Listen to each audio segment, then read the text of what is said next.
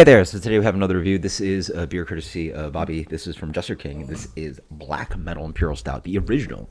So actually, this was actually sent to me, but the sour version, years ago, boy. Relatively early in the channel, I want to say somewhere around 2014, 2015, yeah.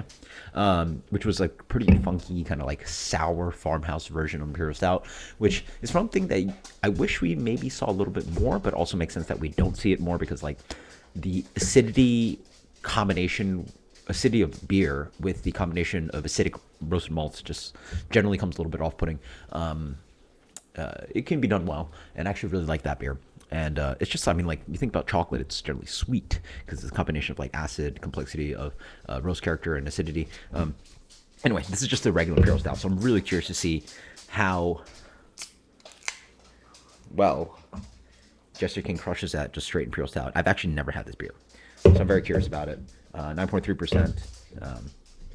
Yeah, and they do a little own fun twist on it with Belgian candy sugar in here. There might be some dextrose, maybe in some Imperial Stout recipes, but generally there's not going to be like a high fermentable sugar like that added to an Imperial Stout. But well, unless you're making like something silly like Black Tuesday or something crazy, but 9.3%.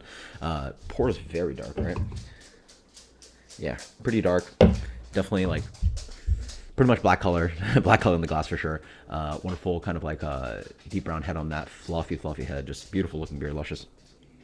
Oh yeah, smells like Imperial Stout. You get that kind of like licorice, grape skin thing that some Imperial Stouts do. I think it's the roasted malts, that kind of acidity plays off this kind of like almost like fruity sweetness for me. It reminds me a little bit of like what do they call that stuff? It's like it's like fruit roll-ups, but like made out of actual fruit. Do they call it like fruit leather? Is that what it's called? I think that's what it's called. It's like fruit jerky, literally dehydrated fruit.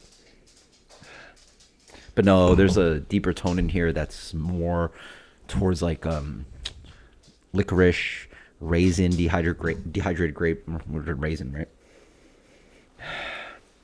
Yeah, very classic Imperial Stout character to it. That roast is just pure of that kind of like dark purple licorice tone. Cheers.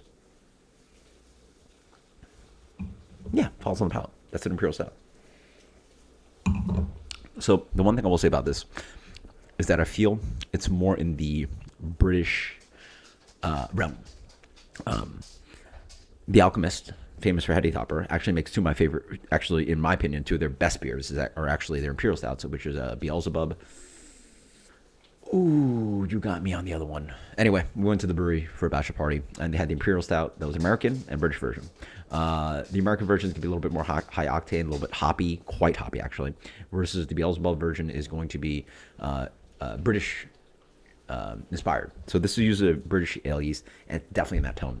More sweet, more treacly, more molasses, more sweet. Not noticeable American hop character that's defining of American Imperial Stout. Luscious, soft, almost like it's like nitroed. Large fruit character, stewed apples, raisins. What is it? Hawthorne crisps, fig Newton. More of that licoricey kind of tone to it. A little bit of that kind of like grape character that I was talking about, raisins, but almost like Jesus Christ, almost like grape gummies.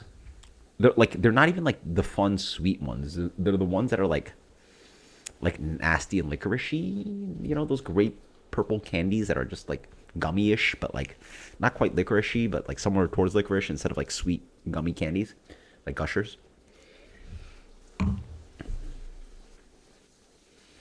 Mocha, coffee, espresso. It's kind of like 85% dark chocolate coming in here.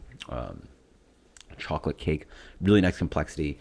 But yeah, I mean, this is definitely in that vein of Beelzebub.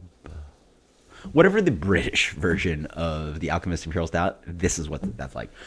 Very, very few breweries in America are really pushing towards that vein. They're making more bold beers, acrid. Some people call like burnt rubber tire and ash, and the imperial stout characteristics of the hoppiness of American stouts, which can be piney and bitter and big and bold.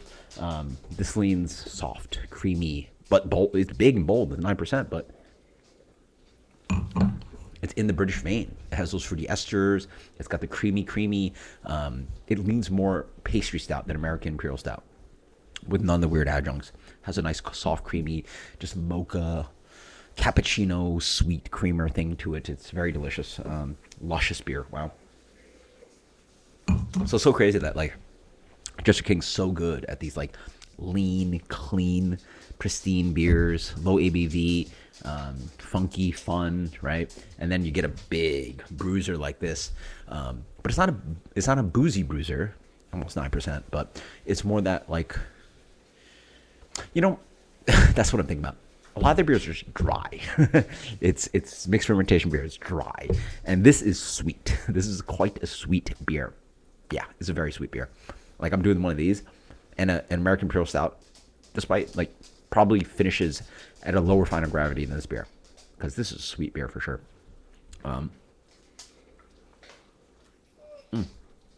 Luscious, delicious.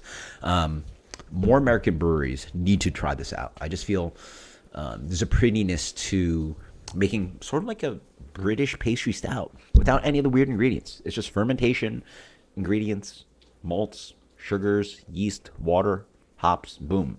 No chocolate and coffee and lactose and blah blah blah blah blah. Just set your mash at a certain rate, and pitch at a certain rate, and just get that fermentation to get that final gravity to where you want it, and you don't have to add all these like maltodextrin, lactose, blah blah blah blah blah. So absolutely delicious. Wish more breweries did it.